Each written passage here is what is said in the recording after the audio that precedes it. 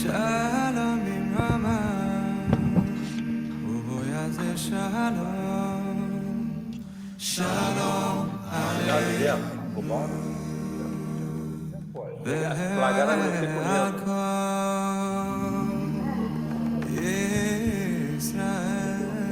Foi flagrado comendo.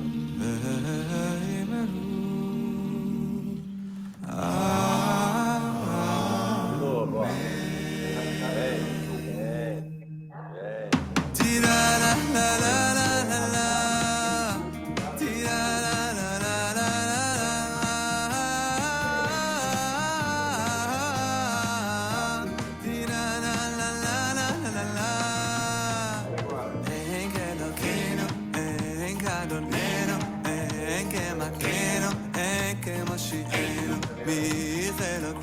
Embalada de lá.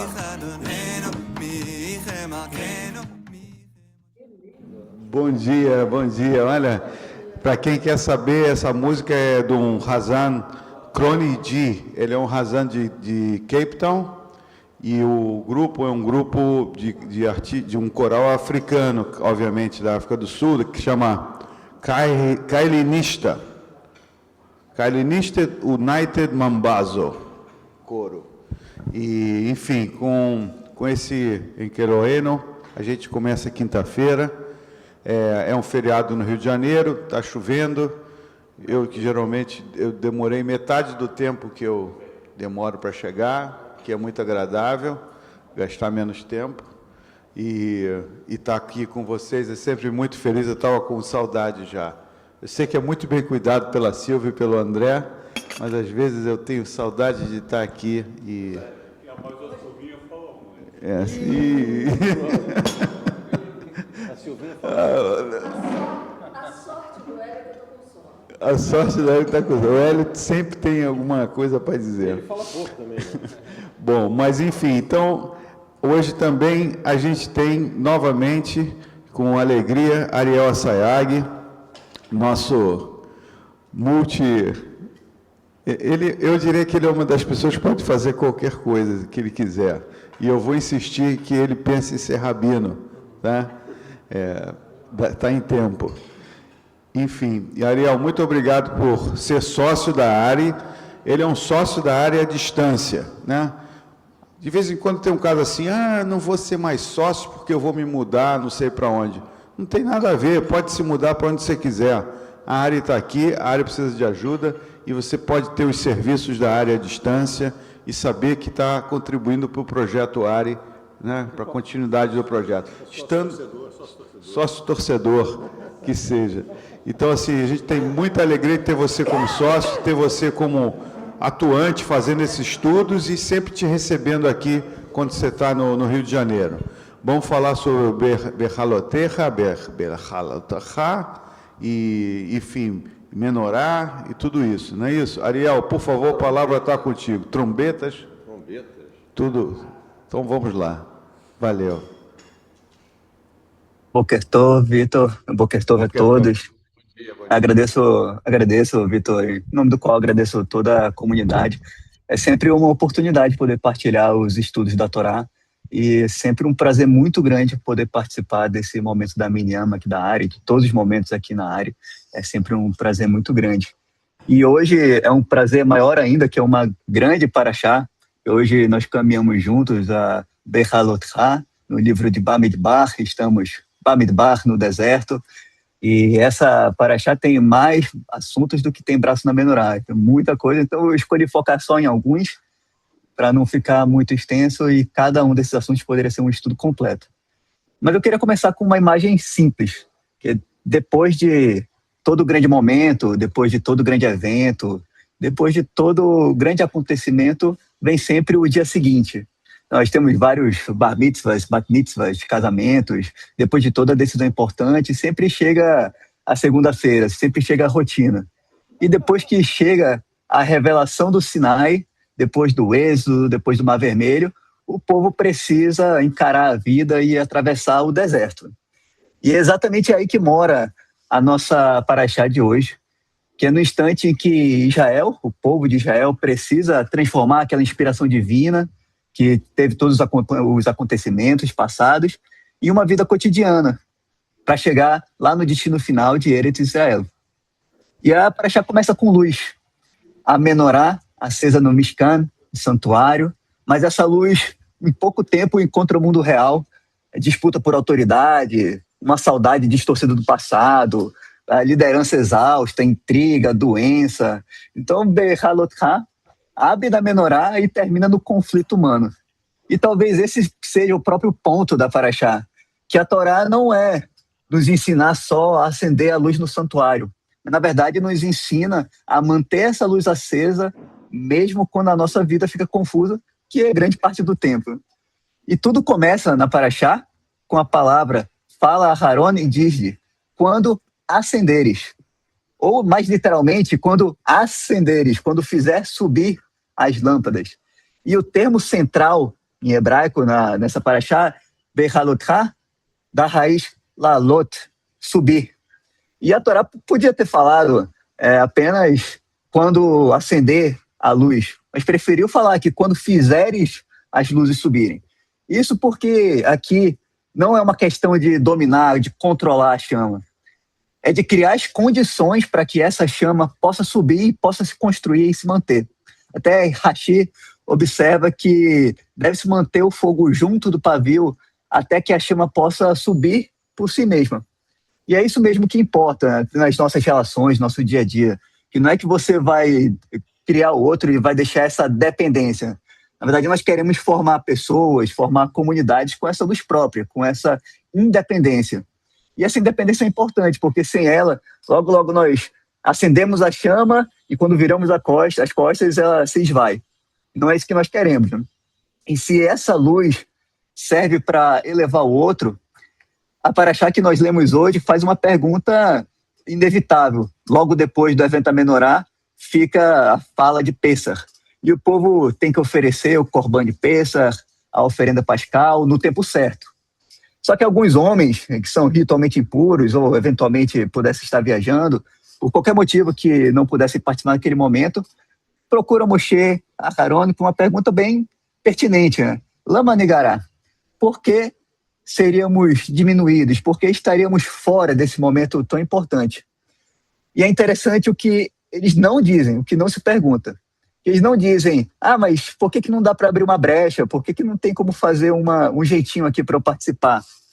Na verdade é o contrário, eles falam assim, nós queremos participar, nós entendemos que existem regras que nós precisamos respeitar e como é que nós podemos fazer?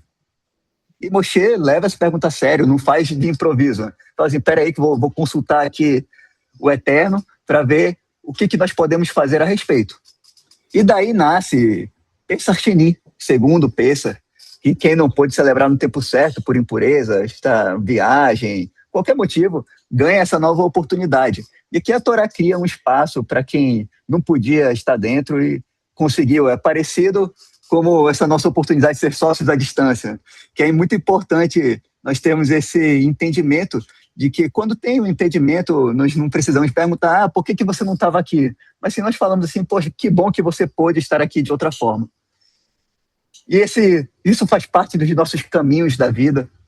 E abrir essa segunda data, essa segunda oportunidade, essa sociedade à distância, por exemplo, já ensinou algo muito maior, que nós não controlamos nosso próprio destino. Assim, nós podemos ter até ilusão algumas vezes, mas é até um pouco isso que traz na Parashá a imagem da nuvem sobre o Mishkan, que acompanha o povo. E o povo seguia à medida que a nuvem ia avançando. Então, quando a nuvem subia, o povo viajava. Quando a nuvem parava, o povo acampava. Às vezes eram vários dias, às vezes poucos. Às vezes parecia que estava tudo certo e vinha necessidade do movimento. E olha a dificuldade. Não tem o mapa completo, não tem planilha, não tem as paradas, não tem nada. Você sabe qual é o destino final, nós queremos chegar em Eretz Israel, mas você só sabe isso. E o suficiente para dar o próximo passo. Isso também na nossa vida é exatamente como nós vivemos. Às vezes na nossa vida nós queremos saber como é que vai estar a nossa família daqui a 3, 5, 10 anos, como é que vai estar a nossa saúde, como é que vão ser nossas escolhas, vão influenciar daqui a pouco. Mas grande parte da vida não funciona como o GPS. Na verdade, a nossa vida funciona como o povo de Israel com a nuvem, que nós não sabemos exatamente o nosso destino todo, sabemos apenas o que nós podemos fazer no nosso próximo passo. E até hoje, na nossa vida moderna, nós somos treinados a confundir controle com maturidade. A Torá sugere exatamente o contrário, né? Que talvez maturidade não seja querer controlar tudo, mas seja entender que não controlamos tudo e responder apenas ao nosso próximo chamado, sabendo onde nós queremos chegar, mas sem exigir esse domínio completo sobre o caminho. E a fé, eu acredito que não é esperar que tudo dê certo exatamente como nós planejamos. O Eterno tem os seus próprios planos, mas fé verdadeira é aceitar esses planos e dançar como a música toca. Fazer certa a nossa escolha, que nós podemos controlar, e confiar que mesmo sem enxergar todo o caminho até o final da estrada, esse final da estrada está lá. E existem vários outros conflitos na Paraxá, mas o que é muito importante nós sabermos é que a mesma boca que falava do sonho da carne do Egito, essa nostalgia um pouco deturpada, desprezava o pão que caía do céu, o maná. E o povo reclama do maná, além de sentir saudade, uma saudade estranha do Egito, o povo reclama do maná, esse alimento que desce todos os dias do céu, que sustenta Israel no deserto, que é um sinal de puro cuidado divino. Passado algum tempo, o povo olha para ele e diz: estou cansado disso, estou enjoado. E é uma cena que nós falamos assim, cara, desconfortável. Como é que o povo estava recebendo esse milagre e ousa assim, desdenhar dessa comida milagrosa do maná? E é muito fácil julgar na nossa posição hoje, né? Sermos anacrônicos, mas quem é que nunca acordou numa segunda-feira, ficou com raiva de ter que trabalhar, que sexta-feira não emenda, que quinta-feira é feriado só no Brasil, mas não é feriado na Ásia, nos Estados Unidos, tem que acordar e ir para o mercado de trabalho. Então, assim, nós pagamos imposto de renda e resmungamos. Mas respirar, por exemplo, é um prodígio. E nós raramente agradecemos. Acordar com vida e nós falarmos que nós agradecemos o Eterno por insuflar a alma de volta a nós é uma grande bênção. Ter quem se importe conosco e ter com quem nós podemos nos importar é uma bênção. E às vezes nós até tratamos como obrigação. O maná é uma bênção. A bênção da constância, não é o espetáculo. E essa daqui é a forma de bênção mais difícil de nós compreendermos. Nós gostamos de festa, de viagem, de emoção, de grandes decisões, mas boa parte da vida é a constância, boa parte da vida é o maná. Diário, pequeno, repetido. Acender a vela no Shabat, dizer o Shema de manhã, colocar o tefilim, aparecer para o minyan, visitar quem está doente, estudar um pouco, quando se precisa, quando se poderia estar fazendo outra coisa, pedir desculpas. Isso tudo que faz parte das pequenas rotinas da vida é o que realmente é viver. E isso, veja que o povo está todo nessa intriga do maná, da saudade. Um pouco à frente tem a questão da fofoca, conversas paralelas. E toda essa crise, toda essa fome, essa intriga, reclamação, tudo isso até aquele momento, ficava muito sobre o par de um único ombro. Ficava tudo sobre os ombros de Moshe. E no dia da crise, Moshe chega ao Eterno, até mesmo Moshe, um dos grandes profetas, e fala assim: eu não consigo carregar toda essa responsabilidade, todo esse povo, sozinho. E essa é uma das passagens mais humanas sobre a liderança, sobre a nossa vida de verdade, em toda a Torá, eu acredito. É uma das mais impactantes para mim, ainda mais num momento particular que passando aqui de questões de saúde na família. Mas o maior dos profetas, um dos libertadores, admite que não dá conta. E o Eterno não responde: não, tenha mais fé, seja mais forte, para de reclamar. Na verdade, o Eterno responde construindo uma estrutura de liderança compartilhada. E é muito isso. Muitas vezes nós idealizamos quem carrega tudo nos seus próprios ombros. Nós esperamos que essa pessoa consiga fazer tudo e até às vezes reclamamos quando não consegue fazer. A minha mãe está aqui presente, é um grande exemplo para mim, e sempre tenta carregar tudo nos próprios ombros. E às vezes nós nos espantamos quando essa pessoa também fraqueja, também quebra. E é normal, nós somos todos humanos. A Torá também é voltada para nós, humanos. A Torá é realista, não é só para o santuário, é para a vida. A Torá ensina que a liderança, que a responsabilidade sem partilha vira sofrimento. Se nem Moshe pôde sustentar tudo sozinho, falava direto com a Kadosh Baruch Hu.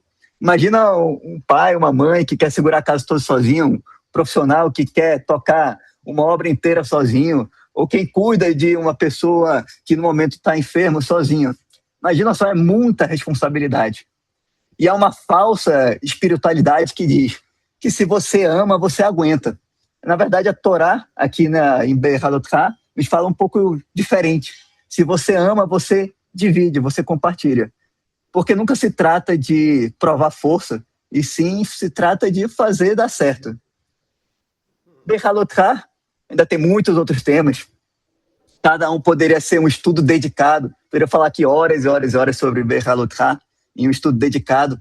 Nem falamos do que com certeza nós vamos conversar aqui depois, da Latzot, de Tzarat, da lepra espiritual, das trombetas, vários outros assuntos, mas eu acredito que a principal mensagem da Parashá, assim como nós podemos extrair de todas as outras Parashats, é que a principal mensagem da Torá é que a Torá é um guia completo para a nossa vida.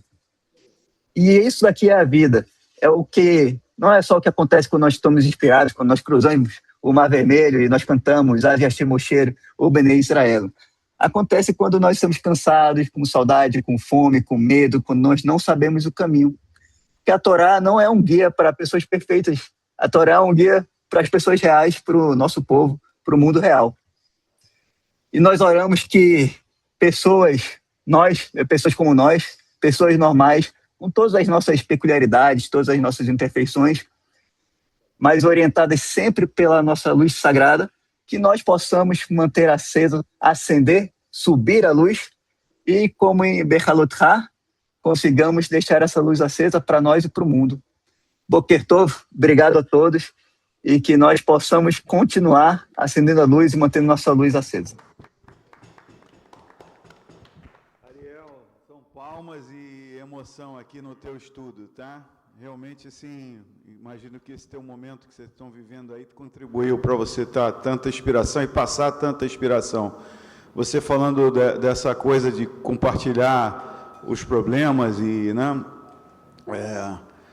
Eu fui vender uma coisa essa semana e falei para o meu cliente, falei assim, isso a gente vai construir a 6 mãos, né? Que se realmente tem problemas que a gente tem que construir a mais do que 2, a mais que 4, a mais que 6. E essa coisa da menorá, talvez tenha essa coisa, são vários braços, né? Tem situações que realmente, o que você falou, né? Não é para você encarar sozinho, o negócio é dar certo, o negócio não é provar que você é forte ou que você é fraco. Achei isso muito potente e vou carregar isso comigo para sempre, essa visão, né? O negócio é dar certo, não é provar A ou B, né? Enfim, várias situações e várias, enfim, pessoas precisam realmente de ajuda, precisam que outras pessoas as ajudem, né? Isso tem que ser reconhecido, né? Eu tenho, minha mãe está aqui também vendo, minha mãe, Dona Terezinha, deve estar, ela não falta. Mamãe, precisa de ajuda, não tem demérito nenhum, tá? Nenhum. É isso, vamos passar aqui para as pessoas que querem falar. Vamos, André, Hélio e... Deixa Hélio primeiro. Fica à vontade. Fala pra caramba, né, Hélio? Hélio fala pra caramba, fala da Silvia, mas você fala muito também. Não, nada. Bom dia a todos. Ariel, parabéns aí pela tua fala, uma fala de esperança e, ao mesmo tempo, realista. Posso continuar? Pode. Então, você começou falando de como as coisas mudam, não são exatamente como a gente planeja. Tem um ditado em Yiddish, eu não vou saber falar em Yiddish, talvez o Oni me ajude. O homem planeja e Deus ri, que é exatamente isso. E a outra questão que você falou, a gente realmente, em muitos momentos, sente que está pesado demais nos nossos ombros, né? Mas, no outro dia, eu não me lembro em que situação alguém falou que Deus nos dá a cada um a nossa capacidade de carregar. Eu acho que é isso mesmo. Mas no plano comunitário, e não só no comunitário, você falou muito da questão de não querer fazer as coisas sozinhos. Eu me lembro, no meu tempo de IBM, já se vão 40 anos, não, pouco menos, veio uma consultora dos Estados Unidos para um projeto e ela falou um troço muito interessante. Numa equipe não tem heróis, toda equipe é responsável. Mas eu volto aqui e tem uma questão que é dita na nossa tradição, no livro da Ética dos Pais, porque a voto, que a comunidade é muito pesada para alguém carregar sozinho. Não é isso, Oren? E aí está na Ética dos Pais isso, então é importante dividir, né? Importante dividir, é o que o Vitor faz aí com o presidente. E é isso, parabéns, está ótimo aqui, um clima mais intimista, né? Menos gente. Tem que ter manteiga. Não, mas é margarina. Margarina não, pô. Não sei. Aqui acontecem algumas coisas na área surreais, mas deixa para lá, vamos embora. Margarina não é nem kasher, parece. Vamos mudar isso. Vamos lá, André. Bom dia, Ariel. Obrigado. A gente poderia até agradecer pelo estudo, mas foi quase uma prédica isso que você fez com a gente hoje. Foi realmente muito interessante a abordagem que você deu para Paraxá. E eu queria só juntar algumas peças que me vieram aqui à mente, que Deus aí tem um sentido de humanidade naquele momento, quando Moisés fala que está muito pesado e muito difícil. Deus repete o que fez Itró, lá atrás, quando ele percebeu que Moisés não conseguia dar conta de todas as decisões do povo e organizou lá os juízes, você junta debaixo de um bota tanto, debaixo de tantos bota tanto, debaixo de tantos bota tanto, ele fez uma organização. E trouxe aí tudo de novo, no sentido, de novo, de você dividir as tarefas. Acho que a gente já ouviu alguns estudos da Lorena aqui sobre delegar poder, delegar autoridade, delegar e confiar, né? Delegar não é só delegar, é delegar e confiar, porque diferente das velas, né? Como você falou, delegar você entrega a missão, vira as costas e segue outras coisas, sabendo que aquilo vai acontecer, né? E acho que tem um lado quase humano, de novo, de Deus, quando ele repete o que fez Itró.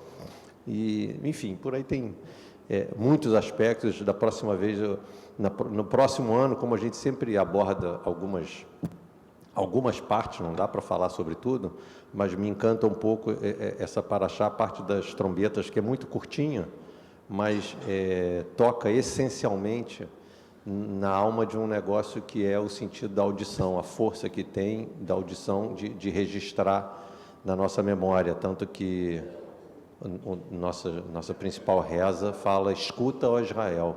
Podia ser veja Israel, sinta Israel, qualquer coisa, escuta Israel.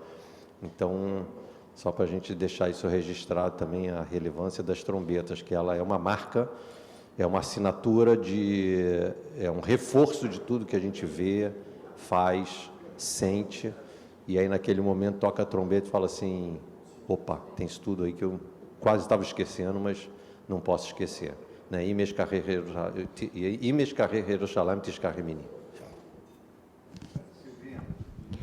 Oi, bom dia. Rafael, primeiro eu queria agradecer seu estudo, foi assim excepcional pela... Ariel, desculpa. Eu falei que eu estava com sono. Pela sabedoria e pela... Sabe, tinha uma palavra em Yiddish que meus avós falavam, pinkt, sabe? No ponto. Você foi no ponto do estudo. O tempo todo. E isso é difícil de manter, né? Esse maná, essa regularidade na hora de ler o texto e interpretar. Vou ser obrigada a me juntar aqui ao Vitor e falar, tem um talento aí. Tem um talento que, né, seria bom aproveitar. E é isso. Então, beijo, parabéns. Parabéns para sua mãe também, porque tenho certeza que essa sabedoria ela transmitiu. Um beijo. Ariel Colacavot, realmente obrigado. Magnífico, realmente. Pode escrever, pode escrever. Bom, isto está me lembrando uma questão alternativa, mas como é atual, eu vou trazer. Tem uns 15 dias, o Papa Leão baixou uma encíclica nova que chama Humanidade Magnífica, né? Magnifica Humanitas. E tem tudo a ver com o que a gente está falando. Vocês sabem, ele está se referindo na encíclica principalmente à questão da inteligência artificial, né? Então, ele traz 2 exemplos do Tanakh, o que eles chamam Antigo Testamento, né? Então, ele pega na Torá o exemplo da Torre de Babel como uma construção solitária, por assim dizer, de gente que aspira, digamos, a chegar a alturas, né? Se confunde, né? Na sua ambição, e seria isso uma construção vertical. Eu trago isso pelo que você, Ariel, falou, que, bom, quando chega segunda-feira, a gente tem que começar na vida real, fica nas nossas mãos a construção. E que tem um tipo de construção que é vertical e que é um exemplo de soberba. E ele, claro, relaciona isso com a inteligência artificial e a que isso pode conduzir, como, por exemplo, a confusão total da humanidade, como aconteceu com a Torre de Babel, que Deus confundiu, mudando as línguas, né? E as pessoas acabaram não se entendendo.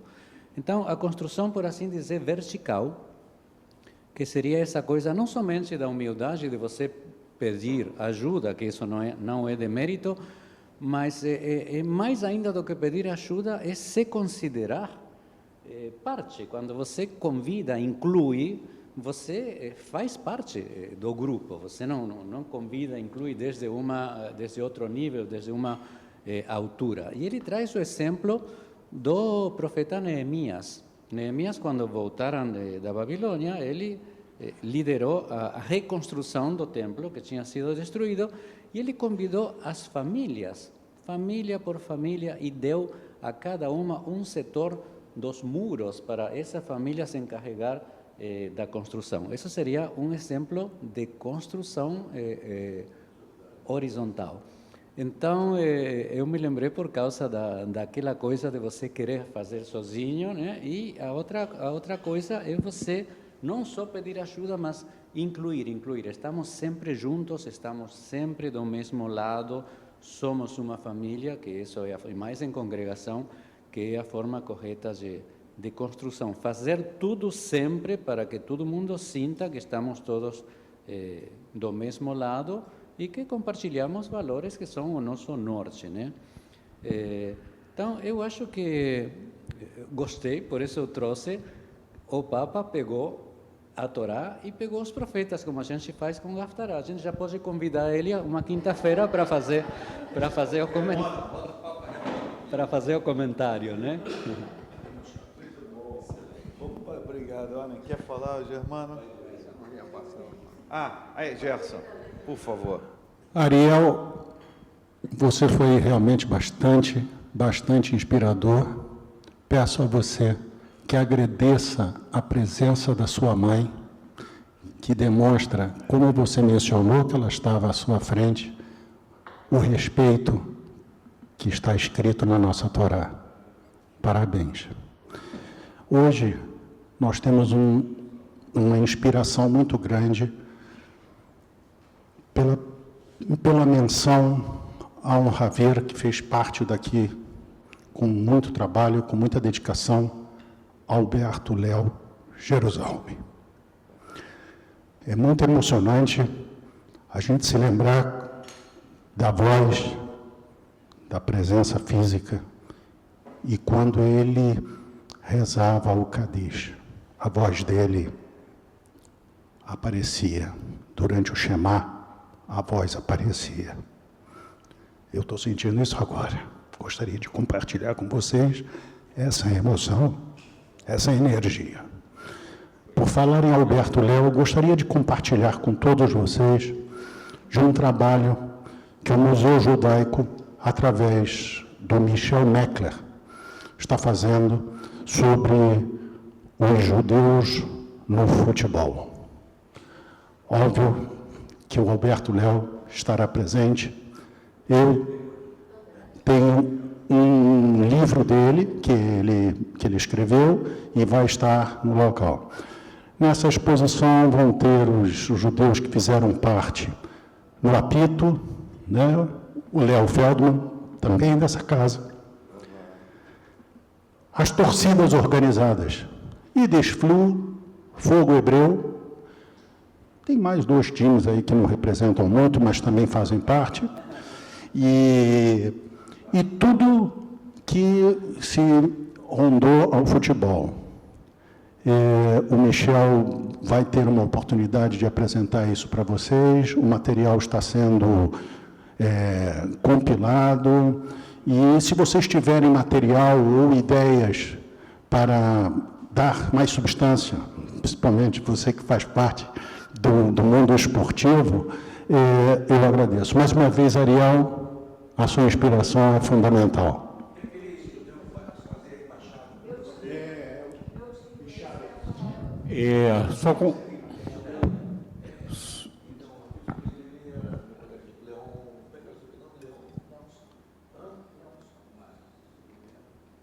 Só complementando o Gerson, o Léo, para quem não sabe, era locutor esportivo, não é isso?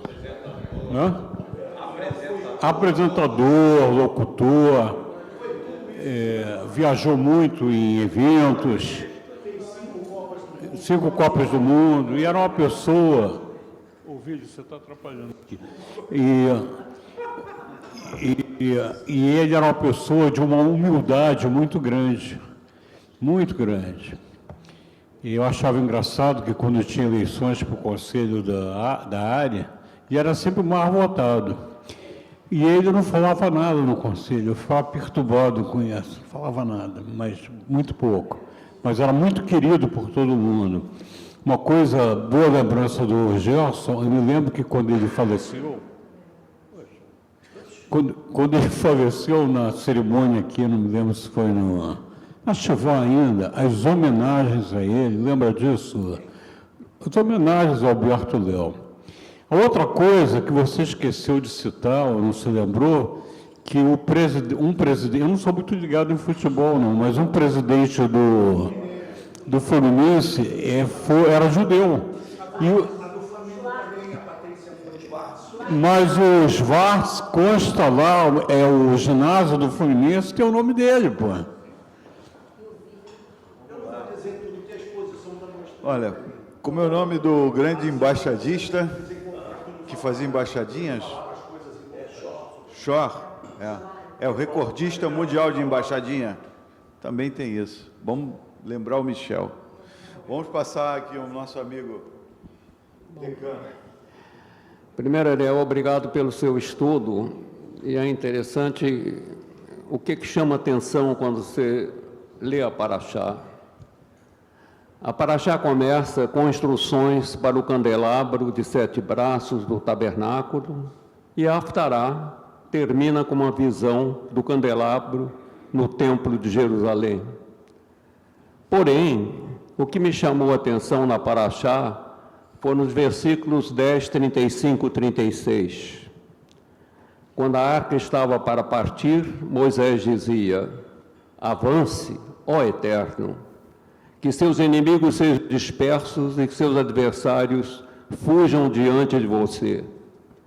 Quando esta parava, ele dizia: retornem ao Eterno, a vocês que são míriades de milhares de Israel.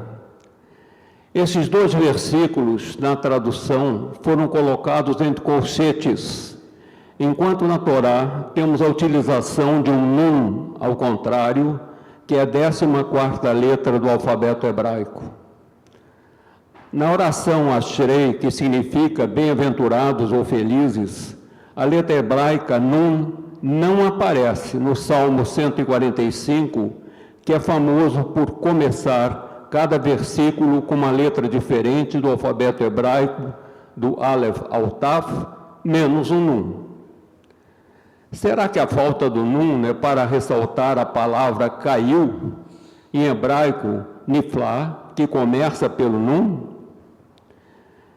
Caíram, ficando espalhados pelos eventos da história, pirâmides egípcias, zicurates babilônios, ídolos olímpicos, coliseus romanos, suásticas nazistas e foices bolchevistas, enquanto as páginas do nosso pergaminho da Torá, que na realidade podem ser derrubadas por um vento forte, não caiu, permitindo que nossa nação, sitiada e aparentemente impotente, pelo menos por 2000 anos de exílio, emergisse forte e influente. De fato, é por causa dessa Torá que conseguimos nos levantar das cinzas de Auschwitz, retornando como uma nação soberana para a nossa terra natal e efetuando uma reunião de exilados. Hoje, espero que essa reunião de exilados seja igualitária e compartilhada no Muro das Lamentações, nas universidades, nas bases militares e em todos os lugares da vida pública israelense. Amém. Obrigado. Muito bem observado. Eu vou colocar aqui algumas... Ariel, depois que você falou, vários falaram e provavelmente você tem alguma coisa para complementar. Você pode levantar a mão e entrar, tá? Você tem a prioridade, tá? Eu vou contar uma curiosidade sobre o Ariel, né? O Ariel, ele é de Manaus, o sotaque dele, que para quem não reconheceu, uma pessoa de Manaus, é um pupilo do senhor Dayan, né? O senhor Dayan que te ensinou muita coisa, né? Esse maravilhoso senhor Dayan é marca registrada daquela região. E então ele de Manaus, ele veio aqui para o Rio de Janeiro fazer IME. O passarinho me contou que foi uma das melhores passagens pelo IME que já aconteceram, e agora está no mercado financeiro. E, se Deus quiser, enfim, não vou te perturbar. Mas... Deixa ele em paz. Deixa ele em paz. Mas, enfim, Ariel, você pode fazer o que você quiser, tá? Eu acho. Pode fazer o que você quiser. Não, eu já sabe que vai ser bem feito. Não. Estou falando isso porque tem algumas pessoas, não vou querer te botar certamente o Leonardo da Vinci. Se alguém for ver Leonardo da Vinci, mostra para as pessoas que vocês podem ser qualquer coisa. Ele foi médico, foi artista, foi tudo, e ele mudava de profissão, não sei há quantos, cada X anos, algo mudava na vida dele, e ele, agora eu vou fazer isso, agora eu vou fazer aquilo, e fazia com proficiência completa. É um exemplo, né? De recomeços, né? Tem pessoas que falam assim, agora comecei com 60 anos a faculdade de não sei o quê. Ótimo, é isso mesmo. Maimônides também. Então, assim, agora sim, só umas curiosidadezinhas aqui. Você comentou sobre essa Pesach Sheni, tem também o Yom Kippur Sheni, né? Perto de Sukkot, tem uma outra situação. Quer dizer, a nossa tradição sempre dá essa segunda chance, sempre. A segunda chance, ela é fundamental de chuvar e propriamente nessas festas. Uma outra coisa que eu queria chamar a atenção aqui, que eu já falei, mas aqui aparece o Nachshon Ben Abinadab, que botou o pé lá a primeira vez na água, e eu falo, olha, ele é o maníaco de ser o primeiro, e ele é mesmo. Aqui também teve uma tropa, e quem estava na frente? Nachshon. Então ele gosta e ele é um exemplo de ir à frente.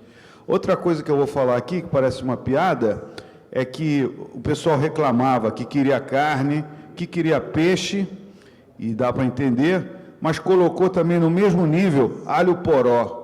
Então, que a gente dê muito valor a alho poró. Eles reclamavam que não tinha alho poró no deserto, né? e pepinos, tá? Então, bom, e sobre Lashon Hara, também aqui eu gosto sempre de comentar isso. Realmente, esse tsarat que ela recebeu, essa lepra que ela teve, foi atribuída a ela falar mal da mulher cuxita, né? Cuxita é uma mulher de Cush, que é tipo Etiópia, uma região lá perto da Etiópia, né? Então, de alguma forma, pode ser interpretado assim, poxa, falou mal da mulher negra. E aqui como se diz, um midrash, diz que a Miriam se queixou de uma mulher negra, né? E ganhou como castigo escamas brancas, tá? Então a ironia questionou o irmão e ela reclamou da negritude e como castigo ganhou uma brancura terrível para ela. Então é para a gente tem poesia nisso aí. Bom, passando aqui. Eu só queria, me lembrei também de um pequeno episódio que traz um pouco dessa humanidade para Hashem, que é a questão, quando eles reclamam de que não tem carne. Ao longo de toda a jornada, o povo reclama várias vezes por várias coisas. Não tem comida, não tem água, não tem isso, não tem aquilo, como era bom no Egito, né? Você comentou, etc. e tal. E dessa vez, Deus não foi lá e simplesmente deu água e deu comida, ou o que quer que seja. Encheu aquele negócio. Acho que ele estava tão de saco cheio, naquele momento da jornada, tão de saco cheio de que o povo não acreditava que ele era capaz de qualquer coisa, que ele entupiu as pessoas de comida, do tipo, toma aí, se entope aí para vocês pararem. Espero que essa seja a última vez que vocês duvidem de mim, para vocês terem noção de que eu não entrego só a quantidade necessária, ou a força necessária, ou o que é necessário. Eu posso entregar muito mais para vocês. Eu apenas faço tudo na medida certa, porque o exagero também nunca é bom. Né? Então, dessa vez ele mostra, toma aí, se entope desses negócios, para vocês verem que o exagero não é bom. Carne demais também não é bom, água demais não é bom. Tudo tem sua dose certa. Muito bem. Ariel, a gente está chegando no fim e eu gostaria de, não sei se você separou alguma coisa, se não separou para o final, está tudo bem, porque você já falou, já deu a prédica, fez o trabalho muito bem. Quer complementar alguma coisa? Obrigado, Vitor. Eu realmente agradeço, é sempre um prazer muito grande poder participar. E só para fechar aqui o nosso estudo, longe de eu poder fazer qualquer coisa, né? Eu acredito que, assim como nós falamos aqui da Magnífica Humanitas, a inteligência artificial hoje muda um pouco o paradigma de como é que nós trabalhamos. E eu acredito que hoje deixa de ser muito procurar a resposta certa, mas passa a ser se comunicar da melhor forma. Eu acredito que essa é uma das formas que nós temos que procurar, é tentar nos comunicar da melhor forma. E eu agradeço muito essa oportunidade de estar aqui, que eu posso comunicar um pouco do que eu acredito, do que eu entendo do estudo da Torá, e é sempre um grande prazer. E a Parashá Behalot Ha nos lembra que a verdadeira bênção, que a nossa vida não é o nosso objetivo final, mas é o caminho que nós traçamos até o nosso objetivo final. E é isso que eu desejo, que o Eterno Akadosh Baruch Hu permita que cada um de nós, como nos orienta Behalot Ha, possa fazer subir a nossa luz no mundo e possamos aproveitar a nossa vida um passo de cada vez. Muito obrigado a todos. Boker Tov e um ótimo feriado, todo mundo. Obrigado, Ariel. Obrigado. Gente, vamos então, além de agradecer muitíssimo a Ariel e aproveitar o feriado, lembrar amanhã, certamente, Kabbalat Shabbat. Está se aproximando na semana que vem o nosso Kabbalat Shabbat Ahavá, um Kabbalat Shabbat que vai acontecer em Botafogo e na Lagoa, tá? Está sendo preparado com todo carinho essa atividade da Lagoa, e aqui a de Botafogo, certamente, a gente anda com duas pernas, não com uma perna só, é possível, e, enfim, então estão todos convidados a participarem desses dois Kabbalot Shabbat, né? Kabbalot Shabbat. E, além disso, já fazendo uma sequência, saiu uma comunicação na ARI News, tá? É triste, né, porque é realmente muito querida, mas houve uma convergência numa decisão de saída da Carla aqui da nossa Carralo, da nossa Bimar. Né? Então, a gente, assim, em nome da presidência, reforçando todas as palavras que estão lá bem escritas e que são 100%, né, o que a gente deseja é sucesso absoluto, que seja, né, assim como a gente falou em Berral, e que o Ariel também falou, que os caminhos sejam aproveitados da melhor forma possível, né? Certamente a Carla aprendeu muito aqui na área e tem uma bagagem diferente de quando ela chegou, e nós também aprendemos bastante com ela e usufruímos desse tempo todo, né, com ela aqui na Bimar, que ela tenha toda a atzlachá, todo o sucesso no que ela vir a fazer, tá? Então vai ter, depois do Kabbalat Shabbat do Leblon, da Lagoa e do Botafogo, dia 12, no dia 19 vai ter a despedida da Carla, tá? E depois, no dia 22, também já avançando, a gente preparou um evento que é sobre sucessão familiar, visões da Torá e visões de especialistas, tá? Hélio Couve vão estar me ajudando, né? A gente tem especialistas que vão vir, vão responder perguntas e vão endereçar essa questão de como preparar uma sucessão familiar da melhor forma, através da visão dos especialistas e do que a Torá nos coloca. Então, dia 22, uma segunda-feira. Poxa, por que segunda-feira? Lembrem que tem a Copa do Mundo, as datas agora estão muito complicadas, tá? Como diz o Ariel, sempre tem a segunda-feira, depois do domingo. Né? Segunda-feira é muito legal. Olha, falar em segunda-feira, só para fechar, a gente teve a oportunidade de vender a empresa várias vezes, ou 2 vezes, e o nosso sócio, Luiz Joel Resnick, falava assim, o que eu vou fazer segunda-feira? E a gente não vendia, porque realmente a gente pensava que ia fazer segunda-feira e desistia da venda. Mas, enfim, então, boa quinta-feira, Shabbat Shalom, tudo de bom, saúde, é isso aí. Vamos cantar.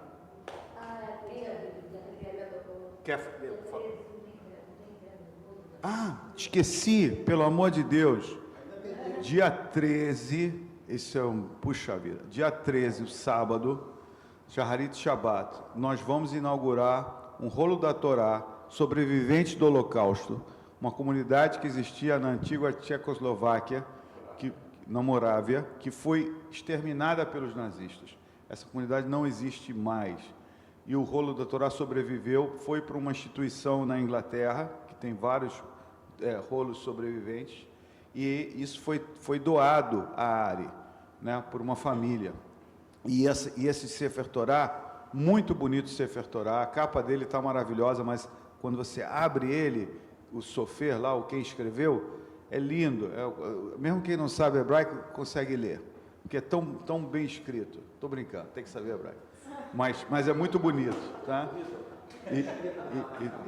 E na capa está escrito Zachor, lembre, e uma árvore da vida. É um Sefer Torah muito bonito. Então vai ter uma festa de recebimento, uma cerimônia de recebimento. Vai ter kiddush caprichado e alegria e tudo mais, tá? Esse Sefer, ele está sendo usado... Bom, eu poderia falar várias coisas, mas vai ser dito no dia, tá? Que todos possam vir aqui no dia 13, tá bom? Então, é de manhã, no Shaharit Shabbat, 9h45, tá? Então é isso. Eu acho que eu não esqueci mais nada, mas a gente, enfim, tá? Um abraço. Tchau, tchau. Richard, vamos agora para Birkat Amazon, na voz de Oren Boljover.